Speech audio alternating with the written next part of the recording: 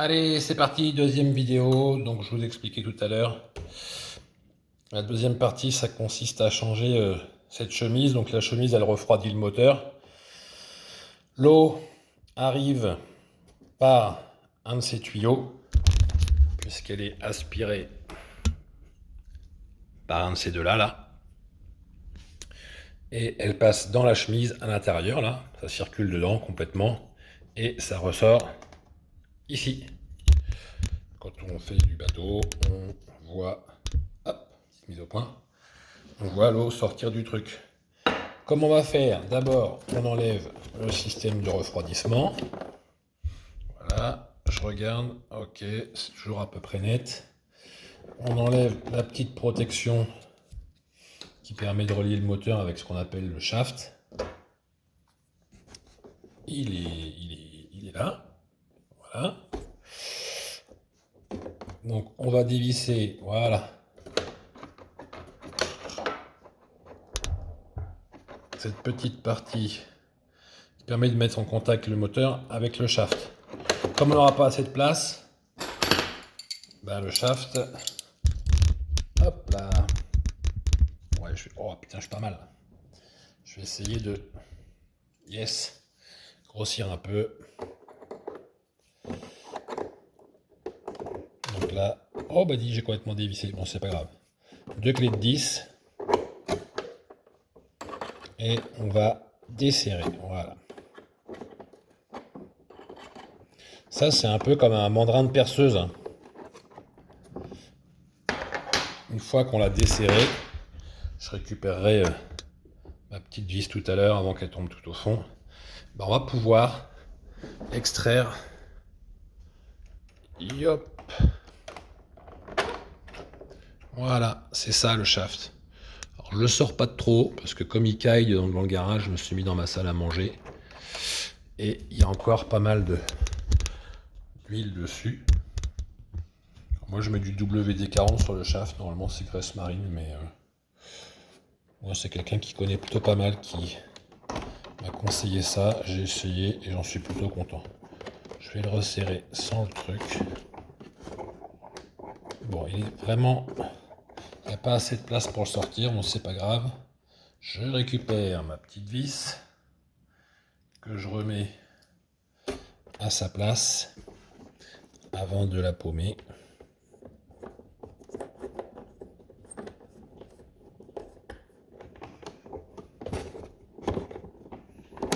Non, il n'y a pas moyen, j'arrive pas à le sortir, c'est pas grave. On enlève les deux vis qui tiennent le support moteur.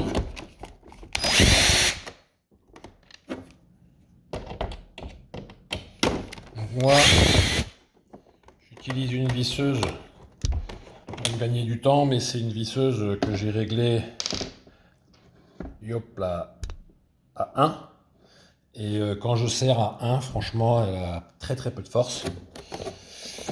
Et donc elle me foire pas mes vis, même sur un embout plastique.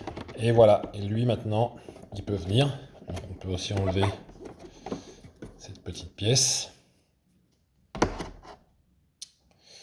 Donc voilà, ce système là, c'est, voilà, on voit bien, c'est exactement comme un truc de Dremel. Donc quand on serre, ça comprime, et hop là, ça comprime. Le shaft, qui est un espèce de truc souple. Et là, ben, j'ai plus qu'à débrancher le moteur. Fastoche, il y a un code couleur, blanc sur blanc, là c'est jaune, là c'est bleu. Ah oui, bien sûr, Ludo, t'as raison. Là c'est bleu, jaune, jaune, blanc, blanc, donc on ne peut pas se planter sur le sens des fils. Alors celui-là, je me méfie un peu parce que j'ai peur qu'il soit déjà assez fragile.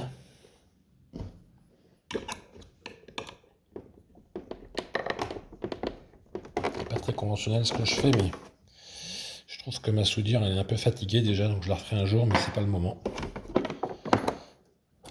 Et voilà, on l'a. On va se faire un peu plus de place.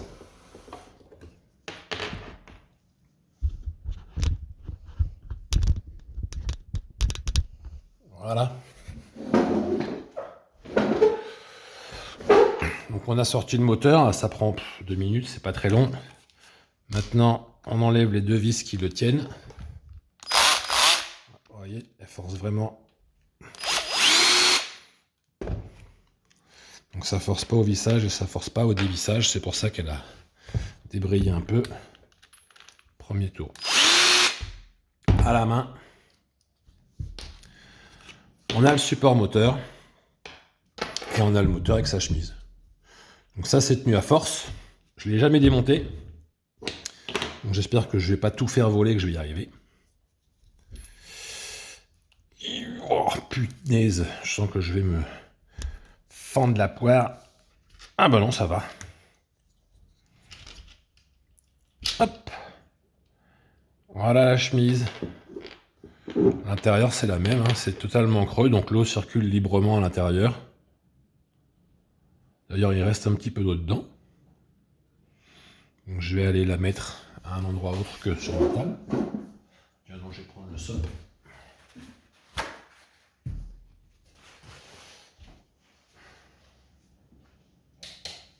Ah tiens. Vu le temps de merde qu'il fait dehors, avec de la lumière, ce sera pas pire. Et voilà. L'ancienne. La nouvelle.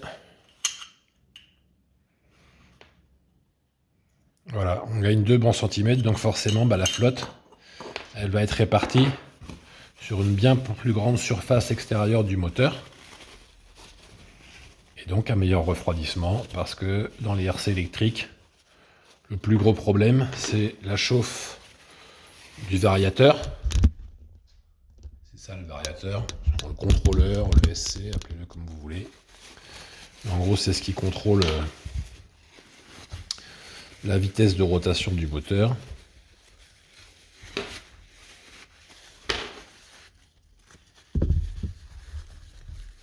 Donc on voit que ça a quand même, il y a un peu d'usure, hein. C'est assez rigolo. Il n'y en a pas partout.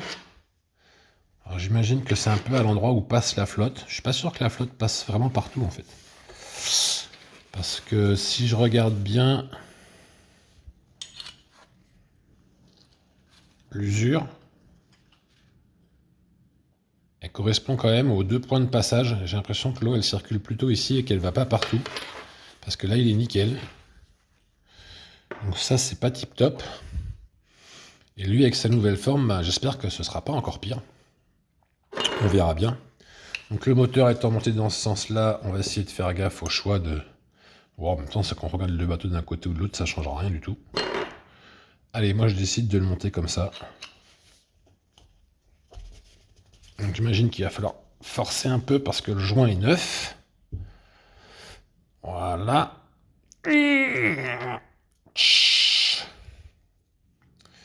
Là, il y a encore, on voit bien, hein, un joint à passer. Ouais, je vais le mettre dans l'axe de ce truc-là aussi. Ça y est, là il est à peu près passé. Et on va le centrer un petit peu mieux. Ouais. Bon, il n'y a pas photo avec avant. La surface, tac, de contact est bien plus importante. Et on peut espérer, si le truc est bien foutu, avoir une plus grande surface de refroidissement et un moteur qui chauffe pas, sachant que c'est un moteur Traxxas et que l'électronique Traxxas, c'est pas du grand luxe. L'idéal, ce serait après de passer sur un moteur Léopard, qui sont vendus sur AliExpress. Mais voilà, là c'est l'hiver, donc de toute façon, on va pas faire beaucoup de bateaux. Et on verra ça plus tard. Ça, je le fais maintenant, hein, parce que le temps que les pièces arrivent, il y a au moins 3 semaines qui s'est passé. Il y a 3 semaines, il faisait encore beau et je me suis pas trop occupé de la météo. On refixe sur le moteur. Voilà. Une vis, 2 vis.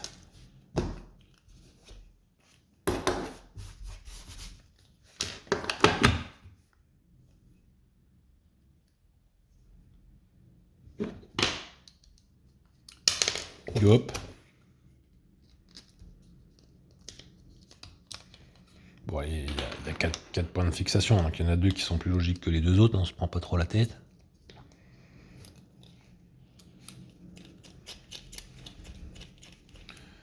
Alors faut serrer, mais pas trop. On a souvent tendance à être tous un peu des bourrins là.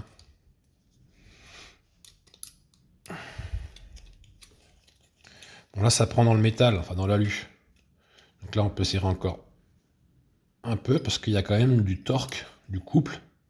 Ce qui fait que si c'est pas bien serré, bah, le moteur quand il se lance, ça a envie de bouger comme ça. Et puis bah voilà, c'est déjà terminé. Donc on n'a plus qu'à remonter tout l'ensemble. Je vais essayer de me remettre à la même posture de caméra que tout à l'heure. On ramène le pépère. Et là. Bon, je pense que vous y voyez à peu près.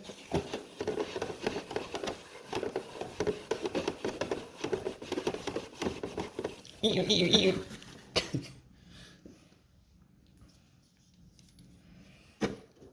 on fait la même chose que tout à l'heure, mais en marche arrière. Hein.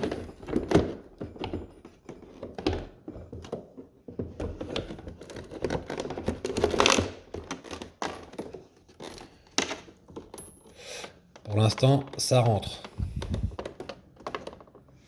Il me semblait qu'au départ, les fils étaient sur le côté par contre. Et pas au-dessus. Bon, en même temps, c'est pas bien gênant. Ouais, il devait être tourné d'un quart de tour. Bon, on va voir si on peut arriver à le mettre comme ça. Si je remets le refroidissement. Ici, le refroidissement. Là.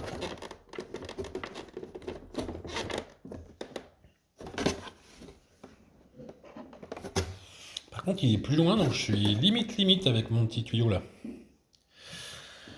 J'ai oublié, comme un andouille, de remettre cette pièce-là. Bravo pour Luxe. Que j'ai revissé un peu trop. Donc je la redévisse. Un tout petit peu. Voilà. Je repositionne le moteur.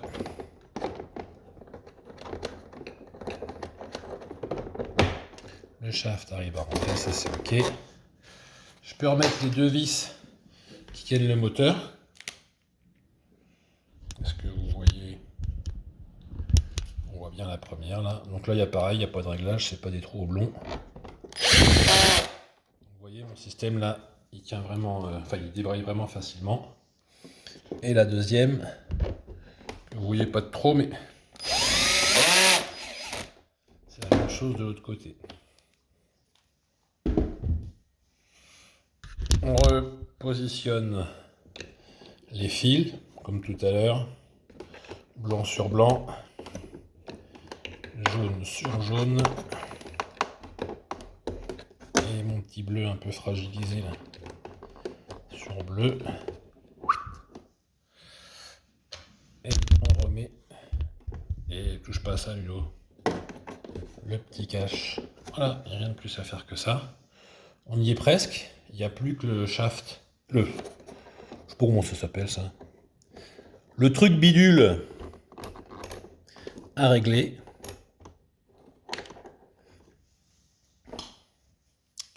Donc déjà, il faut que la vis sans tête soit sur la partie méplat, qui n'apparaît pas. On va la faire apparaître.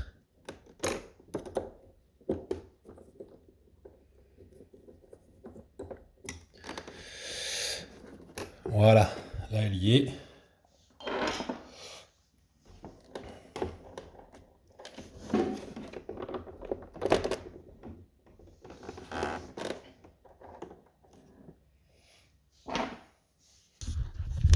Alors pour la partie réglage,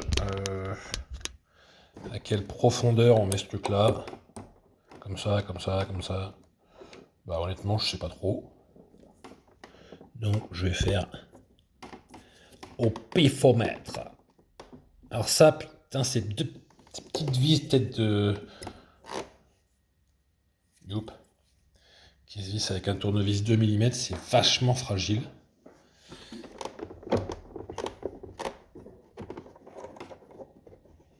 Et voilà.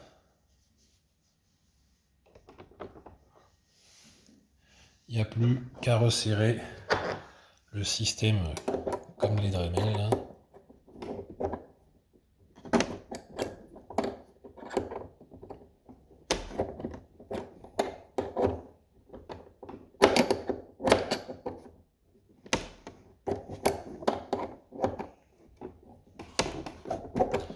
Moi je serre à fond. Je sais pas si c'est bien. Voilà, il se touche quasiment là.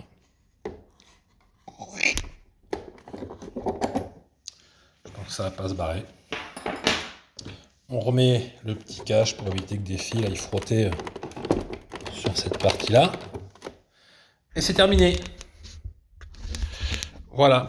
Bon, mes fils qui sont en haut là, c'est pas gênant. Franchement, ça couvre une bien plus grande surface de moteur. Donc je regrette pas mon achat. Ce qui est juste chiant, c'est que c'est cette histoire de douane à payer là, sinon ça pourrait être intéressant. Les frais de port sont élevés, les frais de douane à payer. Bon, ça fait un peu mal au derrière. Mais je pense que lui va s'en sentir beaucoup mieux. Voilà, une prochaine fois, j'essaierai de vous parler du variateur. Qui donc lui doit aussi être refroidi, surtout lui d'ailleurs. Le variateur, la VXL 6S, c'est une grosse daube. Et donc moi j'ai fait un système de double refroidissement qui vient passer autour des condensateurs. Je vous expliquerai ça un peu plus tard parce que ce qui se crame en premier c'est eux. Voilà, j'espère que la vidéo vous aura plu. À bientôt.